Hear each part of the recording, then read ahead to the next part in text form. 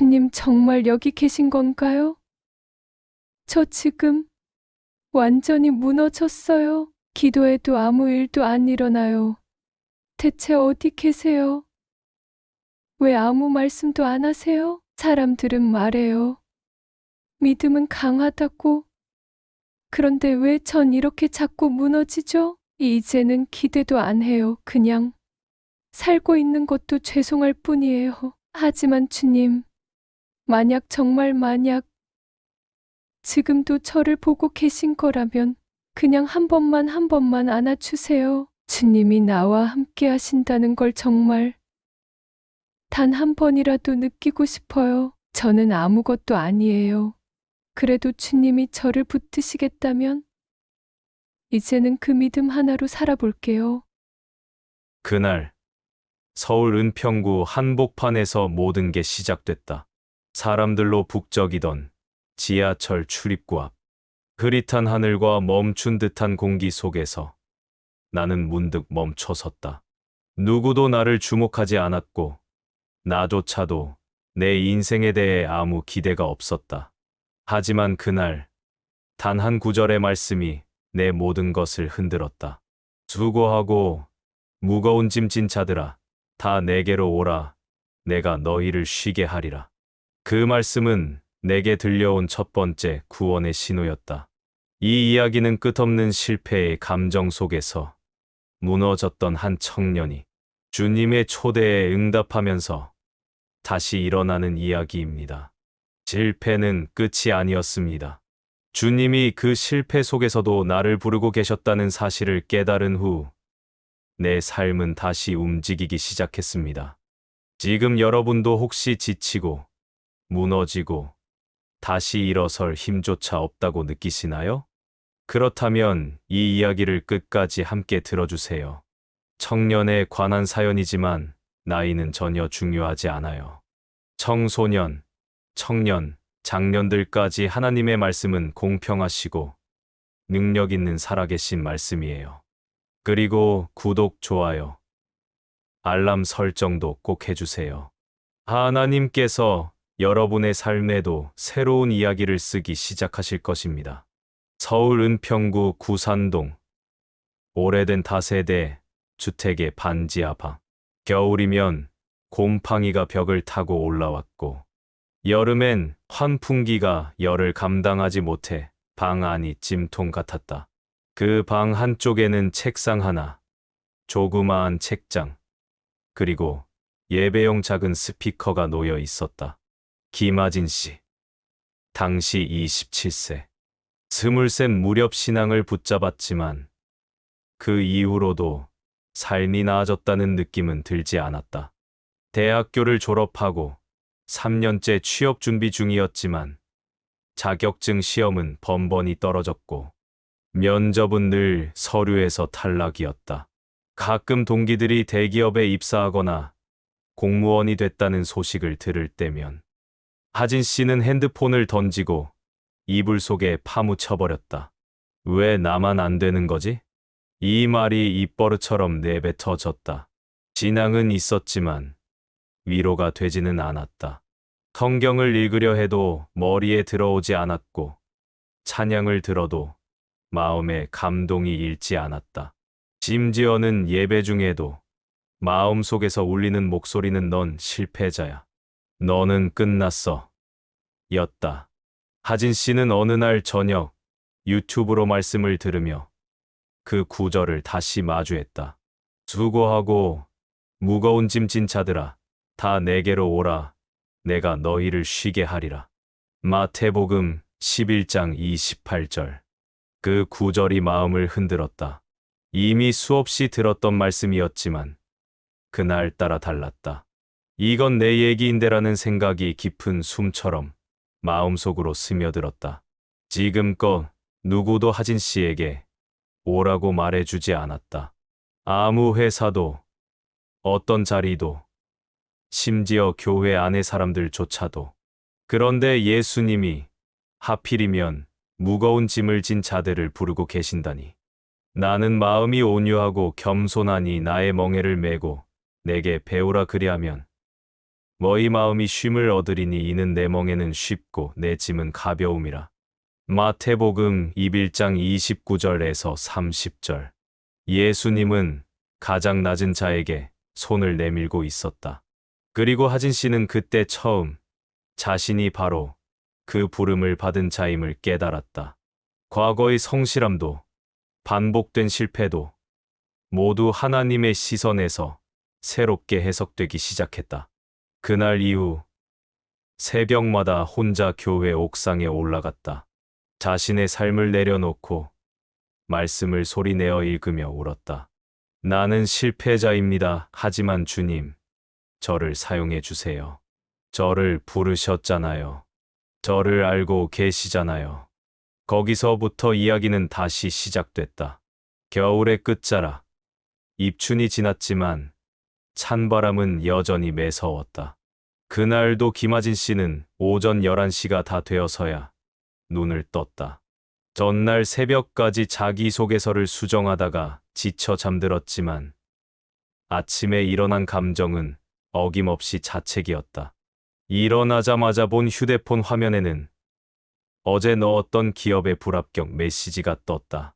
서류 전형에 불합격하셨습니다. 귀하의 앞날에 좋은 일만 있기를 바랍니다. 그 문장은 기계적으로 적혀 있었지만 하진 씨의 마음은 예리하게 찢겨나갔다. 기분을 바꾸고자 성경을 펼쳤지만 활자는 머리 위를 맴돌 뿐 마음에 도달하지 않았다. 기도를 해보려 했지만 말문이 막혀 아무 말도 나오지 않았다. 그저 무릎만 꿇고 있었다. 조금 후 집 근처 청년 기도 모임 단톡방에 알림이 떴다. 오늘 저녁 7시 찬양 집회. 말씀은 송 목사님. 다들 오세요. 그 메시지를 보는 순간 하진 씨는 핸드폰을 꺼버렸다. 가서 뭐 하라고 나 같은 사람이 무슨 찬양을 해, 무슨 기도를 해. 다른 사람들처럼 밝게 웃으며 할렐루야를 외치고 은혜 받았다고 이야기하는 것이 위선처럼 느껴졌다. 특히 몇 명은 좋은 직장에 취업했고 연애도 시작했고 SNS에서는 하나님께 감사해요라는 글들이 자주 올라왔다. 그들과 자신 사이엔 도저히 넘을 수 없는 강이 있었다. 한때는 자신도 그들처럼 주님께 순종하며 살겠다고 말한 적이 있었다. 하지만 지금은 다를 게 없었다. 하루하루 연기처럼 흘러가는 시간 속에서 하진 씨는 점점 하나님이 나를 정말 알고 계신 걸까라는 질문에 빠져들고 있었다. 그날 밤 옥상에 오르려다 발길을 멈췄다. 추운 바람이 불었지만 마음 안에 얼어붙은 절망은 그보다 훨씬 깊고 차가웠다. 하늘을 올려다보며 마음속으로 중얼거렸다. 주님, 저를 정말 찾고 계시는 건가요? 저도 그 무거운 짐진 자에 포함되나요? 그 순간 마음 깊은 곳에서 들려온 듯한 말씀이 떠올랐다. 내가 너희를 쉬게 하리라. 단 한 줄의 말씀이 어두운 영혼 속에 조용히 불을 붙였다. 하지만 그 말씀이 현실이 되기까지는 아직 많은 고비가 남아 있었다. 하진 씨는 다시 기도 모임에 나가기로 결심했다. 한 번만 더, 정말 마지막으로 한 번만. 마음속에선 여전히 회의감이 가득했지만 이상하게도 그날은 교회 계단을 올라가는 발걸음이 멈춰지지 않았다. 기도 모임이 열리는 본당 안 조명이 희미하게 켜져 있었고 찬양이 은은하게 울려 퍼졌다. 사람들은 눈을 감고 손을 들거나 무릎을 꿇고 있었다. 그 가운데 앉아 있는 것만으로도 어쩐지 숨이 막히고 가슴이 조여왔다. 하진 씨는 마음속으로 외쳤다. 왜 나는 저렇게 되지 않을까? 왜 나는 하나님을 믿으면서도 이렇게 무거운 걸까? 얘 기도해도 아무 일도 일어나지 않는 걸까? 그 순간 눈앞에 서 있는 인도자의 말이 하진 씨의 생각을 꿰뚫었다. 지금 이 자리에 쉼을 진짜 원하는 분이 있다면 오늘 주님께 삶을 그냥 맡기시길 바랍니다. 여러분, 주님은 우리에게 쉬라고 하셨습니다. 나의 멍에는 쉽고 내 짐은 가볍다고 하셨습니다. 마태복음 21장 30절. 말씀은 분명한데 마음은 계속 불편했다. 주님, 정말 그 멍에가 쉽다면 왜 난 이렇게 무겁죠? 왜 이렇게 지쳐 있죠? 기도 시간이 시작되었고 조명이 꺼지자 사람들은 일제히 기도하기 시작했다. 여기저기서 웅웅대는 기도 소리, 흐느끼는 소리, 입술을 떼지 못한 채 고개만 숙이고 있는 사람들. 하진 씨는 아무 말도 할 수 없었다. 다만 눈물이 터졌다. 말도 없었고 소리도 없었지만 눈물만이 끊임없이 흘렀다. 기도의 말은 아니었지만 그 눈물은 진심이었다. 기도가 끝나고 인도자가 말했다. 혹시 이 자리에서 하나님께 삶을 다시 맡기기로 결단한 분, 손을 들어주시겠어요? 누군가의 손이 올라가고 또 다른 쪽에서도 올라갔다. 하지만 하진 씨의 손은 미동도 없었다. 왜냐하면 손을 들 만한 자격이 없다고 생각했기 때문이다. 삶을 다시 맡기겠다고 말해도 어차피 다시 무너질 자신을 너무 잘 알고 있었기 때문이다. 지금까지 수십 번 결단했고 수십 번 무너졌다. 이제는 감히 고개를 들기도 두려웠다. 기도가 끝난 뒤에도 본당 밖으로 나가지 못한 채 사람들의 발걸음이 모두 사라질 때까지 의자에 그대로 앉아 있었다. 조명이 꺼지고 공간이 조용해지자 마음 속에도 또다시 어둠이 내려앉았다. 주님은 나 같은 사람도 다시 써주실 수 있을까? 나 같은 사람도 정말 다시 일어설 수 있을까? 하지만 희미하게, 아주 희미하게 마음 한구석에서 자라기 시작한 믿음이 있었다. 혹시 정말 주님이 나를 부르고 계시다면 그 믿음은 아직 연기처럼 희미했지만 사라지지는 않았다. 그리고 그 믿음을 지키는 싸움이 곧 시작되려 하고 있었다. 그날 밤 집에 돌아오는 길, 하진 씨는 지하철 창문에 비친 자신의 얼굴을 바라봤다. 눈가에는 말라붙은 눈물 자국이 남아 있었고 그 얼굴은 지쳐 있었지만 어딘가 모르게 달라져 있었다. 아무도 알아주지 않았지만 분명히 무언가가 시작되었다는 느낌. 다음 날 아침 성경을 펼치는데 처음으로 말씀이 마음에 들어왔다.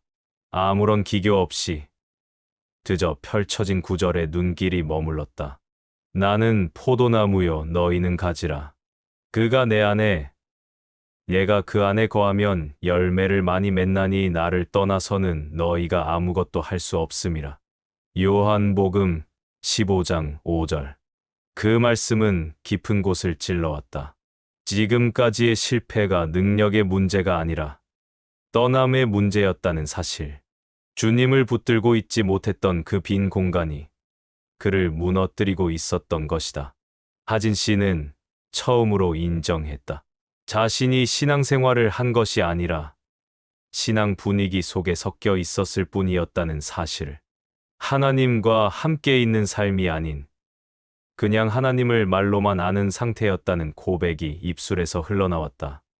그날 이후로 습관이 바뀌기 시작했다. 매일 아침 말씀을 펼치고 단 한 구절이라도 외우기 시작했다. 그 구절을 묵상하며 하루를 시작했다. 하지만 변화는 쉽지 않았다. 갑작스레 찾아온 작은 소망 속에서 세상은 오히려 더 거세게 하진 씨를 흔들기 시작했다.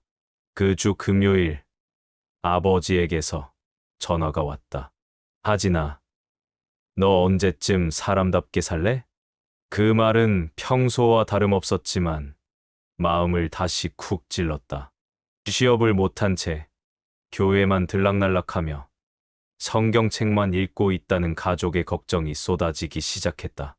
주일 예배를 마치고 집으로 돌아오는 길, 하진 씨는 문득 발걸음을 멈췄다. 주님을 믿는다는 이유로 모든 상황이 더 힘들어지는 건 아닐까? 그 의심은 순간이었지만 가슴 깊이 파고들었다. 가장 친한 친구도 연락이 뜸해졌다. 너 요즘 왜 이렇게 달라졌냐? 무슨 수도승 같아. 그 말 한마디에 하진 씨는 며칠간 성경을 펴지 못했다. 그래, 나 혼자 너무 과한 걸지도 몰라. 괜히 오버하는 걸 수도 있어. 그러나 그 속에서도 내면의 갈등은 더욱 치열해졌다.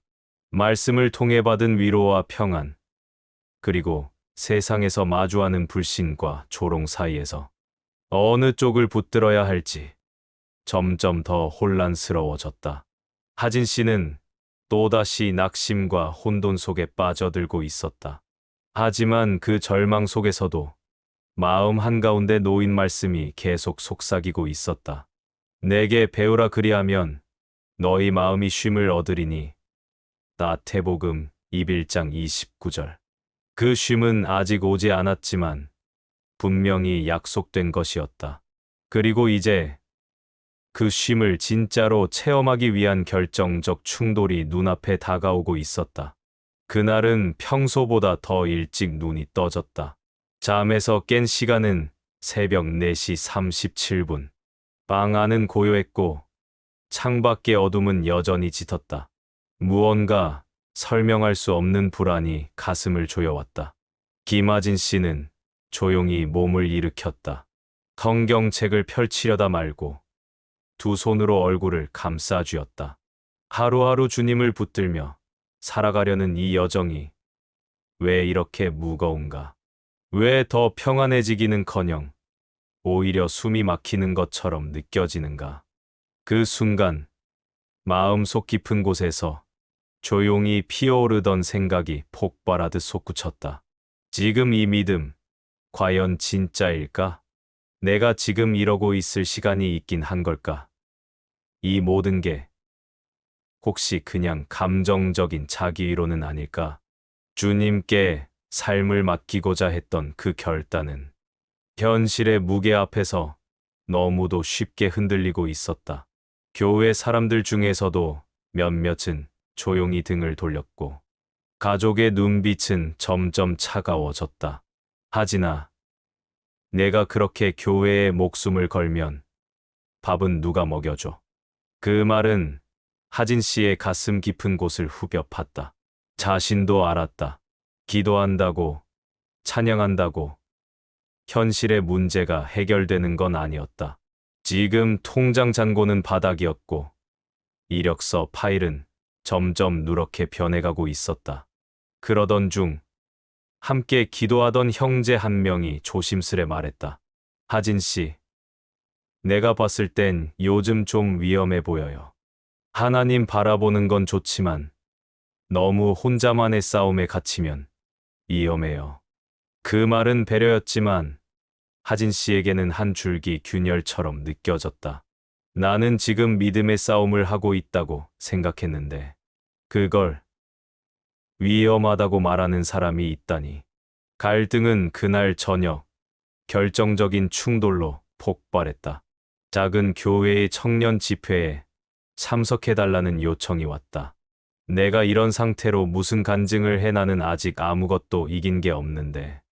하지만 기도하던 중 마음 한구석에서 강하게 밀려오는 확신이 있었다. 너의 무너짐을 숨기지 마. 너의 연약함이 곧 나의 통로다.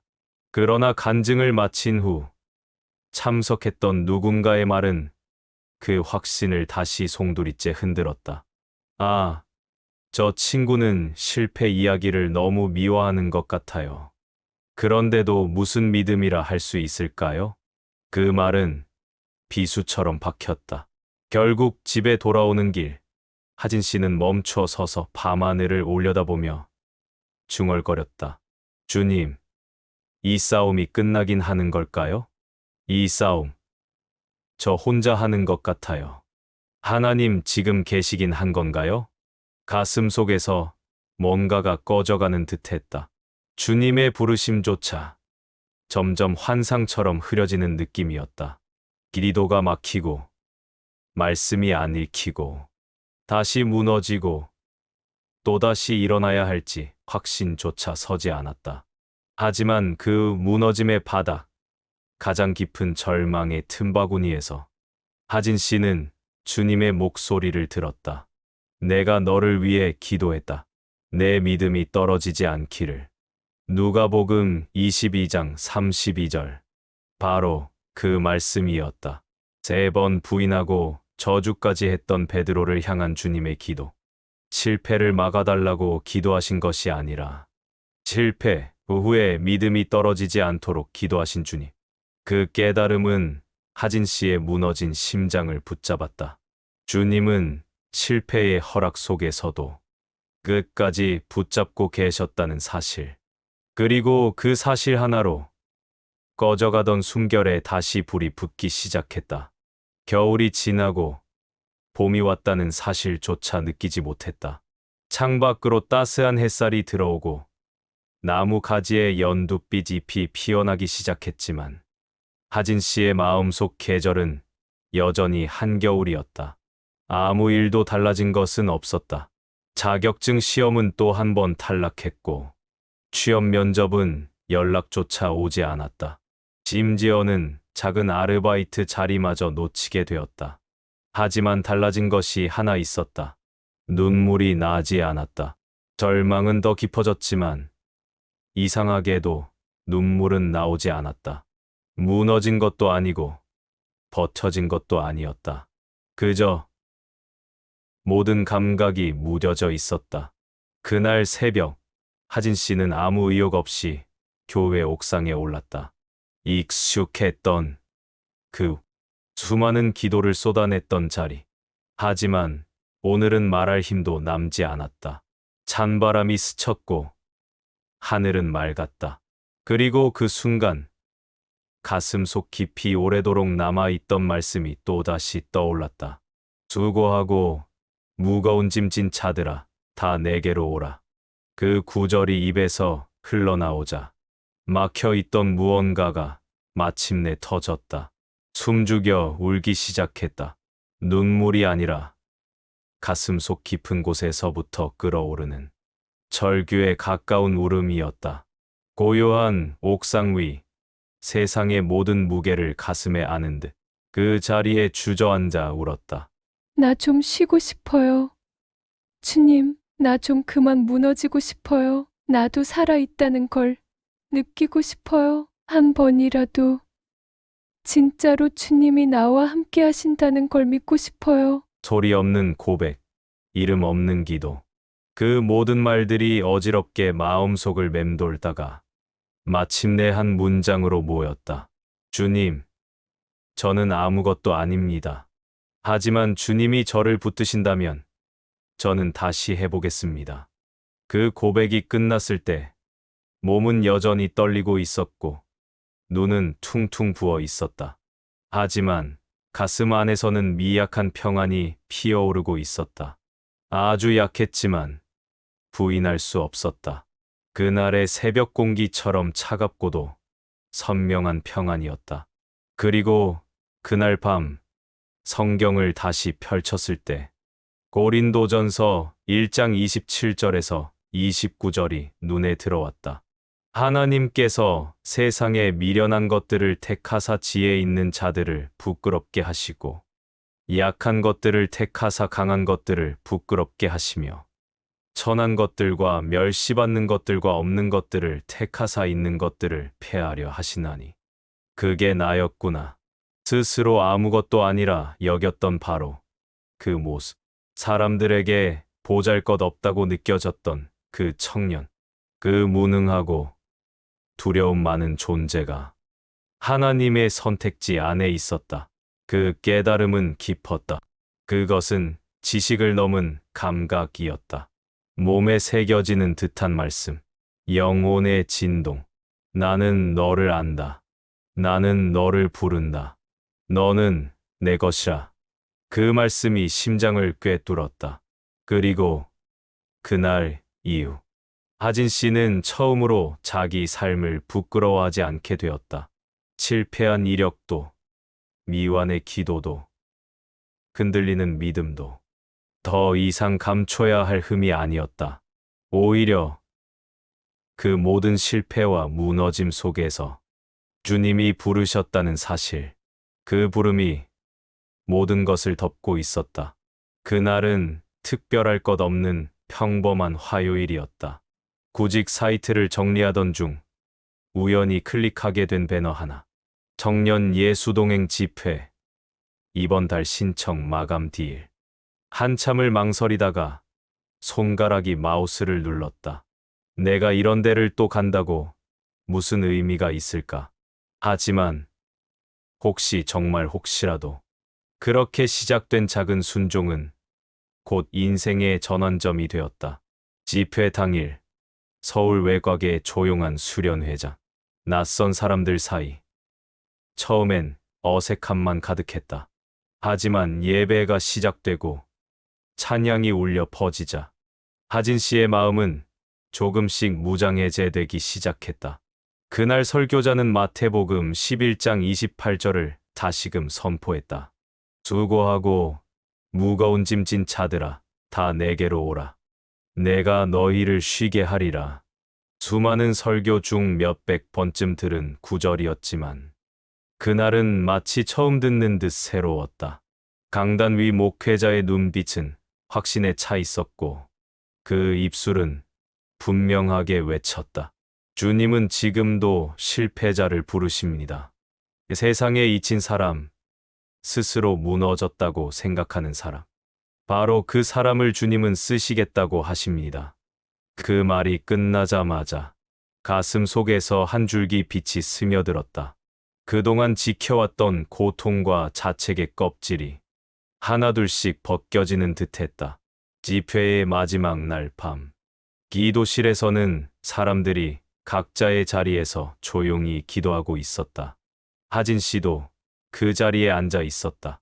그날은 어떤 말도 꺼내지 않았다. 그저 한 가지만 마음속에 반복했다. 주님, 저를 쓰십시오. 제가 드릴 수 있는 것은 이 실패한 인생뿐입니다. 그 고백을 하자 마음 한가운데 아주 또렷한 응답처럼 말씀이 떠올랐다. 너는 돌이킨 후에 내 형제를 굳게 하라. 누가복음 22장 32절. 내가 실패한 것은 끝이 아니라 시작이었다. 돌이킨 후 나와 같은 이들을 붙들기 위해. 그 깨달음은 충격이었고 동시에 눈물 나는 위로였다. 지금까지의 모든 실패와 낙심, 외로움과 좌절이 하나의 문장을 위해 존재했던 것 같았다. 나는 너를 쓰겠다. 그 밤, 하진 씨는 조용히 무릎을 꿇고 이 인생을 다시 주님께 내어드렸다. 예전처럼 절박해서가 아니었다. 이제는 신뢰했기 때문이었다. 하진 씨의 기도는 단순했다. 주님, 실패의 자리에서 다시 시작하겠습니다. 주님과 함께라면 다시 무너져도 괜찮습니다. 그리고 그 순간부터 삶은 아주 천천히 그러나 분명히 달라지기 시작했다. 청년 예수동행 집회가 끝난 지 한 달. 김하진 씨는 다시 반지하 방의 책상 앞에 앉아. 달라진 것은 작은 노트 한 권과 성경책 옆에 늘 펼쳐져 있는 찬양집이었다. 컴퓨터 모니터에는 또 한 번의 불합격 통보가 떠 있었지만 이제 그 문장은 마음을 찢지 않았다. 실패는 여전히 반복되고 있었고 생활은 여전히 빠듯했다. 하지만 마음에는 설명할 수 없는 평안이 자리를 잡고 있었다. 예수님이 함께 하신다는 사실이 눈에 보이는 현실보다 더 크게 느껴졌기 때문이었다. 기도의 깊이도 달라졌다. 이전에는 주로 살려달라, 문을 열어달라는 간구였다면 이제는 주님과 함께라면 어떤 길이든 걷겠습니다라는 고백이었다. 하루는 이전 교회 청년부의 후배에게 연락이 왔다. 형, 요즘 많이 힘들어요. 예배도 잘 못 드리겠고 그냥 다 내려놓고 싶어요. 그 말을 들었을 때 예전의 자신이 떠올랐다. 어둡고 긴 터널 속에서 주님을 겨우 붙잡고 버텼던 시간들. 하진 씨는 조용히 답했다. 괜찮아. 내려놓고 싶을 땐 그냥 그 자리에 있어. 주님은 우리가 멈춘 자리에서도 일하고 계셔. 그날 밤 후배에게 보낸 짧은 문자 하나. 나는 포도나무여 너희는 가지라. 나를 떠나서는 너희가 아무것도 할 수 없음이라. 요한복음 15장 5절. 며칠 뒤 그 후배로부터 답장이 왔다. 형, 그 말씀 지금 제 심장을 때렸어요. 고마워요. 진짜 고마워요. 작은 위로였지만 그건 하진 씨 인생에서 첫 번째 열매였다. 주님과 함께한 고난의 시간이 다른 사람의 절망을 붙드는 힘이 되었다는 것. 그것만으로 충분했다. 그리고 그날 이후로 하진 씨는 일주일에 한 번씩 자신처럼 무너졌던 청년들을 모아 함께 성경을 읽고 삶을 나누기 시작했다. 처음엔 3명, 다음 달엔 6명, 그리고 어느 날은 10명이 넘는 청년들이 모였다. 그 안에는 실패한 사람, 꿈을 잃은 사람, 믿음을 놓아버린 사람들이 있었다. 하지만 그 자리에선 누구도 위선적이지 않았고, 누구도 괜찮은 척 하지 않았다. 모두가 진짜 연약함을 내어놓고, 나도 무너졌지만 주님이 나를 붙드셨어라는 고백을 조심스레 꺼내놓았다. 그리고 그 모임은 서로의 마음의 불을 다시 지피는 작은 부흥이 되었다. 가족들의 반응도 바뀌기 시작했다. 아버지는 더 이상 언제 사람답게 살래라고 묻지 않았다. 대신 아들이 찬양하고 기도하는 모습을 멀리서 조용히 지켜보며 너 요즘 좀 달라졌구나라고 말했다. 그 말은 짧았지만 지난 수년의 시간을 꿰뚫는 변화였다. 김하진 씨는 더 이상 과거의 실패를 부끄러워하지 않는다. 오히려 그 실패 속에서 자신을 부르신 주님의 음성을 누구보다도 분명히 기억하고 있기 때문이다. 주님은 여전히 그를 변화시키고 있었고, 그는 그 과정을 숨기지 않았다. 하루는 자신의 묵상 노트에 이렇게 적었다. 나는 여전히 부족하고, 여전히 넘어지지만, 이제는 그 자리에서도 주님을 바라본다. 그것이 내가 얻은 진짜 쉼이다. 그리하면 너희 마음이 쉼을 얻으리니. 마태복음 11장 29절. 김하진 씨는 지금도 매일 새벽 조용히 말씀을 펴고 무릎을 꿇는다. 이력서에 새롭게 적을 경력은 여전히 없지만 삶에는 이전과는 비교할 수 없는 고백이 새겨지고 있다. 어떤 날은 다시 두려움이 올라오기도 하고 때론 과거의 열등감이 뒷덜미를 잡듯 덮쳐올 때도 있지만 이제 그는 안다. 주님과 함께라면 그 모든 것도 의미가 된다는 사실을. 이제는 더 이상 결과가 목적이 아니다. 주님과 함께 걷는 과정이 삶의 중심이 되었다. 그리고 그 과정 속에서 작고 조용한 열매들이 피어났다. 혼자가 아니었다. 하진 씨의 고백은 또 다른 청년의 밤을 밝히는 등불이 되었고, 그 불빛은 다시 다른 이에게 이어졌다. 이름 없는 작은 신앙의 고백들이 연결되어 주님과 동행하는 세대의 불씨가 되어가고 있었다. 그는 알게 되었다. 실패자라는 이름은 주님 앞에서 전혀 중요하지 않다는 것. 주님은 여전히 가장 무너진 자리에서 가장 큰 일을 시작하시는 분이라는 것을. 그 진리는 그의 삶을 바꾸었고, 이제는 다른 누군가의 삶도 바꾸고 있었다. 그래서 그는 오늘도 이렇게 고백한다. 주님, 저는 여전히 작고 여전히 자주 넘어집니다. 그러나 주님이 저의 멍에시고 주님이 제 삶의 쉼이십니다. 이 멍에 이제는 기꺼이 메고 주님과 함께 걸어가겠습니다. 그리고 마지막으로 그는 그날 새벽 조용히 펜을 들고 일기장에 한 문장을 적었다. 수고하고 무거운 짐 진 자들아, 다 내게로 오라. 내가 응답한 그 부름이 내 인생을 바꿨다. 이 이야기를 들은 여러분은 어떻게 생각하시나요? 여러분의 삶에도 혹시 지금 그 부르심이 들려오고 있지 않나요? 댓글로 여러분의 생각과 고백을 남겨주세요. 함께 나누며 다시 주님께 나아가기를 소망합니다. 이 이야기가 마음에 와 닿았다면 구독과 좋아요, 알림 설정으로 더 많은 은혜의 이야기와 함께 해주세요. 여러분의 인생에도 주님과 동행하는 날들이 시작되기를 진심으로 축복합니다. 감사합니다.